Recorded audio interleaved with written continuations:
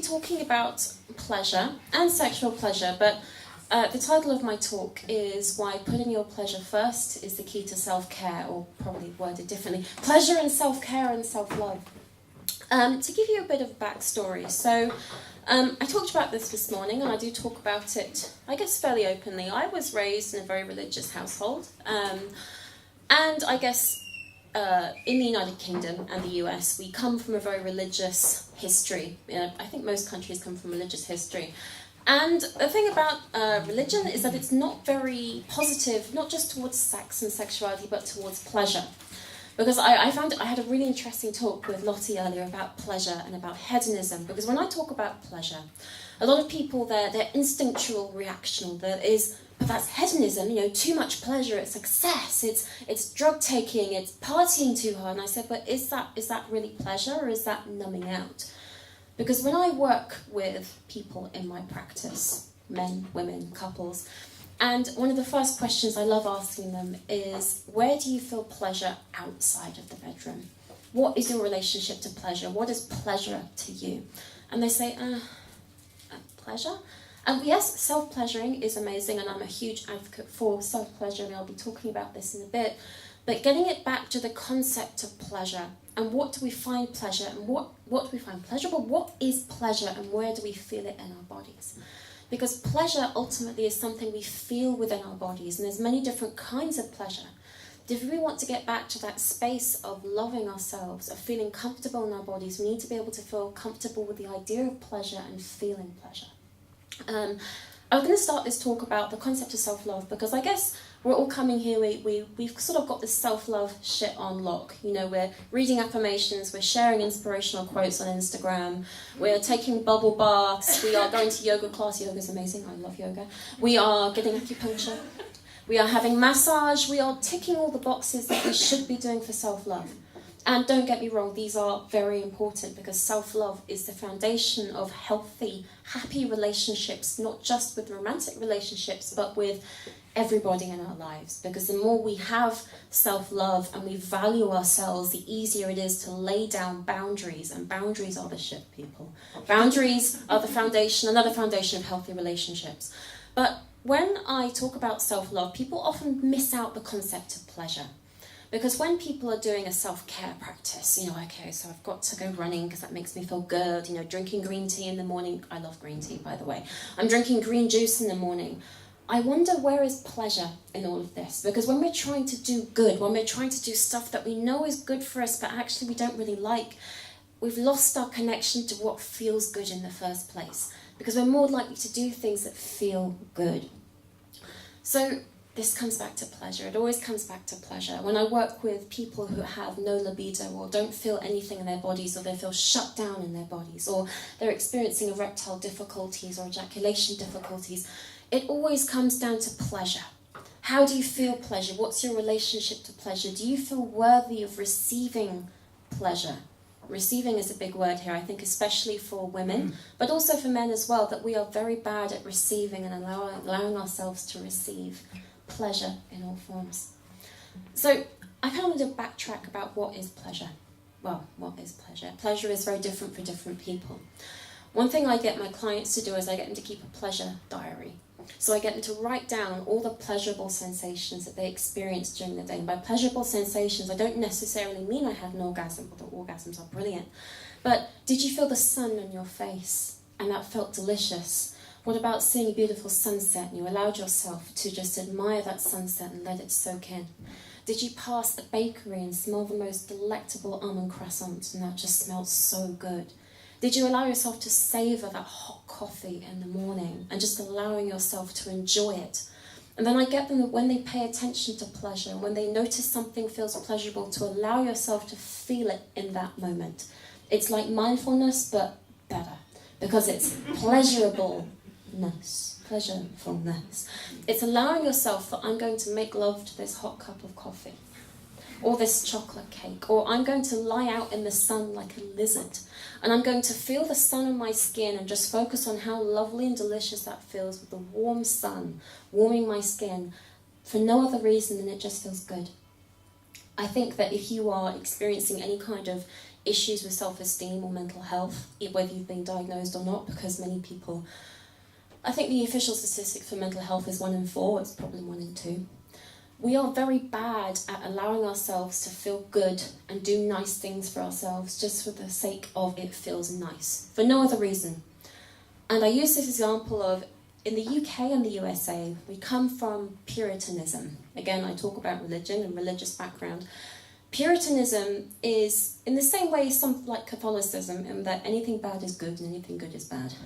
Anything that feels good is definitely wrong, it's a sin, we must squash it down, it's disgusting, it's wrong, it's bad. And we've still got this mentality that anything that feels good must therefore be wrong. And if we've got this belief that anything that feels good is wrong, then how can you allow yourself to feel good and enjoy pleasure?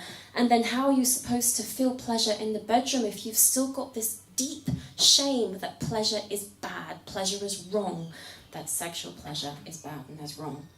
So if you're experiencing any kind of shame, which we all are, by the way, everyone experiences shame. If you do not like the idea of pleasure, if pleasure feels something alien to you, then I encourage you to start paying attention to pleasure outside of the bedroom and making pleasure a practice, cultivating pleasure. You may have heard of, a self-care list or a self-care toolkit or a bliss list. These are awesome. Do them. Include pleasure in there.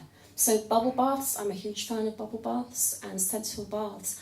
But allowing yourself to enjoy it with all of your senses, feeling the hot water on your skin, allowing yourself to rub your body with sensual oils and creams and enjoying it, paying attention and staying in that moment.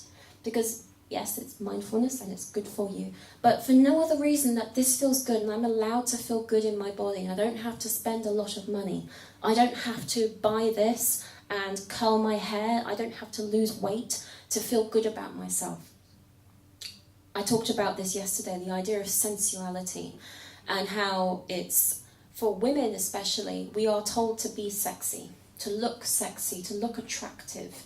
But actually to be sensual and to feel pleasure is something disgusting, it's something wrong, it's dirty, it's taboo. So we live in a sex-saturated society where sex is everywhere, but where is pleasure? Where is enjoyment? Are we actually allowing ourselves to enjoy? Case in point, I gave this example earlier. There was an award ceremony called CES, which is awarding innovators in technology. So all sorts of inventors creating wonderful technological things. You can tell I'm not a techie. And there was a sex tech company founded by women, and they invented the most amazing vibrator. Vibrators are amazing. It was disqualified for being obscene. And it's very common, it's socially acceptable to talk about erectile difficulties. And don't get me wrong, these are very painful for men. But still the idea of female pleasure or sexual pleasure is still something bad and wrong and dirty. And this is 2019, but we've still got this mentality that pleasure is wrong. And that if we are experiencing pleasure, it's as a performance rather than how am I feeling it. I think a lot of women can resonate with, how am I doing for time, by the way? 8 minutes. 8 minutes. 8 minutes to go or 8 minutes? 8 minutes you spoke. 8 minutes I spoke, good. A lot of women experience men as, if you've heard of the concept of performance anxiety in the bedroom, both men, women, and everybody of every gender experiences this. We experience this in slightly different ways. For women, there's often this pressure to perform like a porn star. I'm not anti-porn, I just wrote a book, a guide to female-friendly porn and erotica. I think porn can be great. But there's still this pressure for women to perform, and for men to perform, but we have to act a certain way. We have to look sexy. We have to be looking like we're enjoying ourselves, but are you actually enjoying yourselves? Where are you feeling the pleasure in your body? Do you know what pleasure feels like, and do you know where you feel it, and do you know what you like? So I'm going to lead you through an exercise in a minute to tune into pleasure in the body. Because a lot of it is, tying into what Michelle says, it's coming back to the body. And where do I feel things in my body? And where do things feel good? Where is my yes? Where is my no? Where do I feel a yes? And where do I feel a no? And this can change. And our bodies are wonderful organisms that communicate with us all the time. Our bodies are not just a vehicle that carries our mind. Our bodies are communicating with us. And our bodies are capable of experiencing so much pleasure. if we allow ourselves to experience that pleasure and take away the shame and the guilt that somehow somebody enjoying themselves and allowing themselves to fully receive touch and pleasure and massage is somehow wrong and dirty.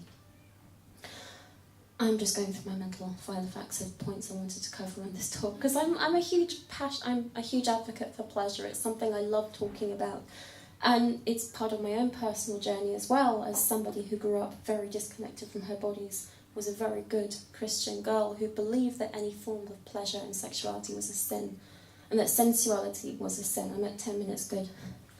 So I'm going to lead you through a very simple exercise now.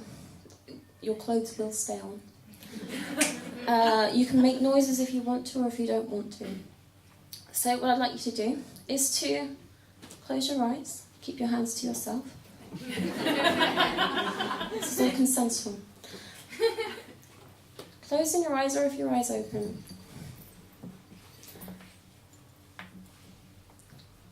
I'd like you to picture your favourite dessert. And if you're not into dessert, your favourite kind of cheese, or your favourite kind of wine, your favourite dessert, the dessert that you have such a weakness for that you can't stop yourself from having if somebody offers it to you. When you've got that dessert in your mind, I'd like you to picture it in front of you as though you're holding it in front of you. I'd like you to imagine that you're looking at this dessert and you can feel your mouth starting to salivate. And you can feel in your body where you're feeling this anticipation of, oh my God, I'm about to really enjoy this. Notice what you can smell. Notice the smell of this delicious, creamy, chocolatey, fruity, whatever it is, dessert. Feel it filling up your nostrils. And notice as it fills your nostrils, this beautiful scent. Again, where is that enjoyment? Where do you feel that Where do you feel that anticipation?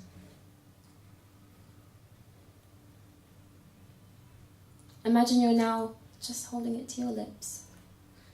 And again, you can feel your mouth salivating and you may want to start licking your lips. You can feel it touching your lips.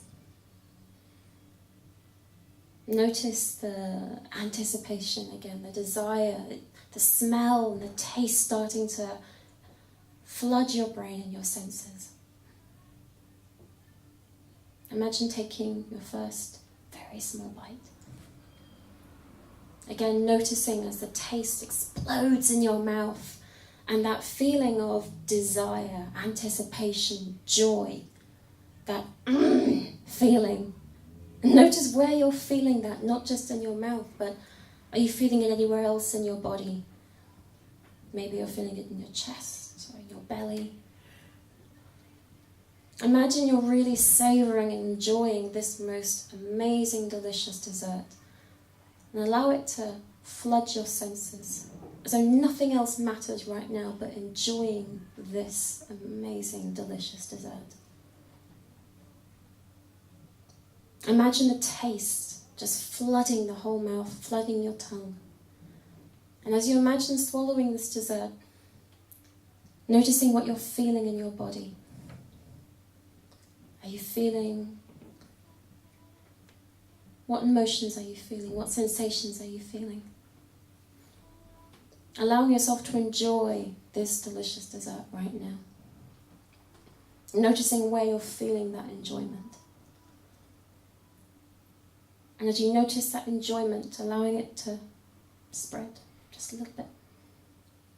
Get a little bit bigger, a little bit more intense. Enjoying the enjoying. Allowing yourself to stay present and enjoy the enjoyment for no reason whatsoever apart from the fact that it feels good.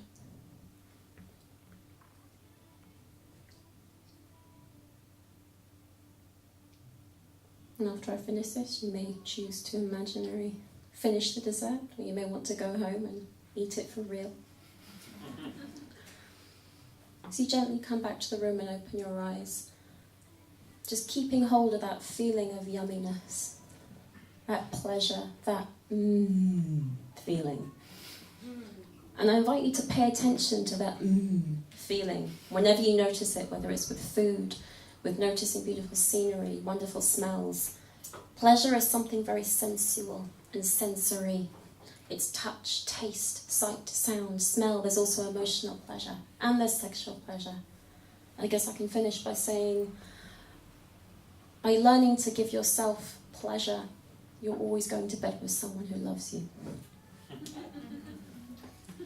There's still a lot of taboo around sexual self-pleasuring. I think there was a big furore when Phil Mitchell decided to have a wank on EastEnders.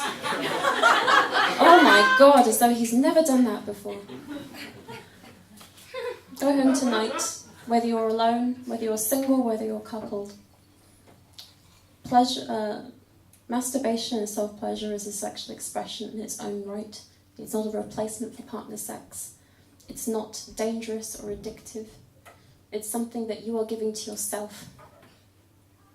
And I think I'm going to stop now because I'm on time. If you want to explore sensuality more, I'm doing a sensual writing workshop for women this Saturday at About Balance called Awaken Your Sensuality. Hello, Effie. I'm also running a vulva art workshop Saturday the 23rd of February, but not at About Balance, sorry. Thank you. You've all been delicious.